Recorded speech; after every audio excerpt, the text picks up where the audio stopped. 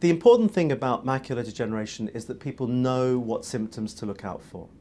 The commonest symptoms of macular degeneration are blurring in the centre of your vision or distortion.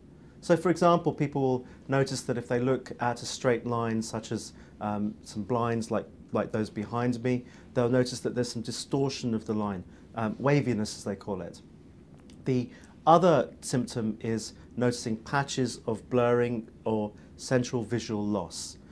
Both of these can occur quite rapidly, and by rapidly I mean over a few days to weeks, but the most important thing is that people check themselves regularly. The reason being that it's not uncommon for people to come to see me where they've had one eye affected and not even noticed, because the other eye is effectively covered for it. So it's very important to check yourself. And the way to do that is using an Amsler grid.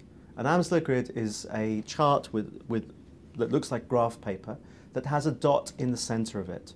The important thing to do is to check yourself with one eye at a time. In other words, you put your reading glasses on if you need to, you have a good light above you, and you look at the grid, but with one eye at a time. And what you then do is you look straight at the central dot, and without looking anywhere else, concentrating on the dot in the center, you look at the lines around and to the side and make sure they look straight, make sure there are no patches missing, and if that's the case, you're fine, or you're very likely to be fine.